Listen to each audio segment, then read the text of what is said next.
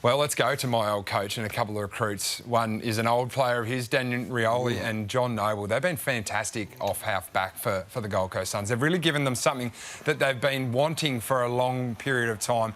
And they had no users off half-back and they went and got two. They paid a hefty price for, obviously, Rioli and Noble. But you just look there, the interceptor score, and this is these two guys' MO. The ability to not specifically be the interceptors, but they are there for that first handball. And Ben Long's another player. It's been fantastic for them in that forward half that they got a few years ago. But I'm looking at those two, and I'm looking at targeted recruiting from the Gold Coast Suns. They identified something that they wanted, and they went and got it. Well, cut-through and metres gained from half-back was a big part of Tigers footy. Yep. And those two boys are in top 10 for metres gained players, and they're doing it side by side together, so they've been exceptional. John Noble had 1,001 in Darwin against Hawthorn. We were on the countdown clock and he got to 1,001. Brownie had down to the Cattery. And, well, clearly we think the #1 recruit of the year has been Bailey. Well, I got the big one. He certainly got the most Instagram followers. How many? Well, last time I checked, 380 something.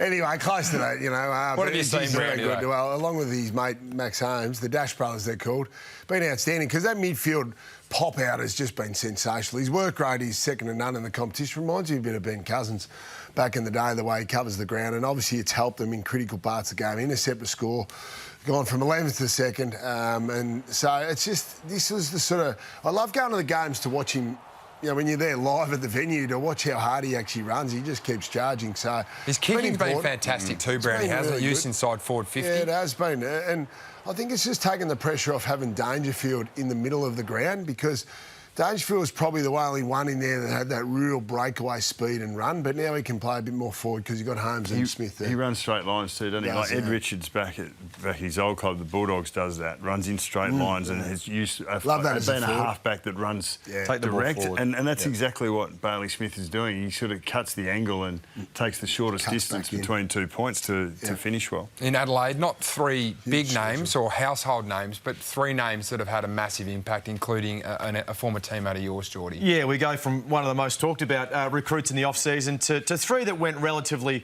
under the radar, but you talk to anyone inside that football club how important they are. So we understand that these two stats here are really important for connectivity, and a lot of it is driven by the midfield and the half-forwards, and these three boys play a huge part. So you can see they're chained to score 4. That's a big jump from 13th to 5th and then chained to score again. So those boys know how to set up. They know when to go offensively and certainly when to help defensively. So they've added 330 games to their list with these three boys coming in. It's also allowed them to flick the numbers through the midfield. So the power of work that their mids used to do in the past, like the two Crouch boys and Sloan and these types of players, they'll have a mix of sort of 8 to 10 players that roll through there. So when you go into this midfield now, you are full of energy, you are fast feet, you buy in defensively and offensively. So these two boys have created great depth, great leadership off field. I've worked with Neil Bullen at Melbourne, and he's a character of the highest quality. So they're having a real impact on this club. Not as big named as a few of the others, but certainly has bigger impact. Good targeted recruiting from the Crows that finds them inside the premiership window. Let's talk Matt Kennedy at the Bulldogs. Probably sort of cast from the Carlton Football Club and found his home at the Western Bulldogs Bucks. Yeah, can't ignore this one in this segment, given that the Dogs had a breather on the weekend. But Matty Kennedy's been huge. He and James Harmes, the way that they've probably come here for midfield time, but they've come into the deepest midfield in the competition. So Matty Kennedy could have been playing this role at Carlton. Carlton fans wouldn't want to hear this. Surprised me, this bloke. Oh, he's been great. So he's kicked 14 goals himself. He's handed off 8. Like he's had scoreboard impact, and the ability that the Dogs have to score from stoppage is not just due to their inside, the small circle work from their midfielders. It's due to the fact that you've got players like Harmes and Kennedy in front of the ball, Riley West, that can win their one-on-ones in the air and on the ground. And Kennedy's finishing has been elite at times on his non-preferred, around the corner. Like he's kicked some class goals, so he's been a profound impact on the Dogs. He's rating above in every critical stat, Matthew Kennedy, in terms of career averages and what he's doing at the Bulldogs at the moment. A couple of recruits that probably haven't had the impact that their club thought they were going to have, and that is Tom Barrass and Josh Battle for the Hawthorn Football Club. It sort of seems like their form is mirroring where Hawthorn are at the moment, and if you look at the Hawks, the Hollywood Hawks that we knew in 2024, Brownie, the interceptor score and the halfback score, and that was their run and gun game, which to score, they've still got the ability to get it inside from their D50 to their forward 50, but to score, it has been a huge drop-off for two players that we thought were going to ascend Hawthorn into a premiership tilt. Especially the last few weeks. The Battle's had his hands full with some particular matchups, no question about that, and he's had some good games. And obviously Barras as well. They'd be settling into the system, so it's new clubs. I just wonder too how much the territories hurt them, because they've been a bit more on the back foot because they've been they've been beaten around clearance, haven't they, Geordie? So I feel like they might have been starting their launches from further back, closer to their defensive goals. Was it risky getting two key backs and trading for two key backs? I mean, it looks like it right now, but I think they've been under a lot more pressure than what the defenders were under last year. So no doubt they will add value to this football side long term. They're both relatively young. It hasn't worked, but they've been dealing with a fair bit of heat in the early part of this season, I would say. And some of the balls that came through on the weekend, I don't think Silvani would have defended them. It's a very different back six now. Like I said, Barras isn't going to give you a run and carry off the back.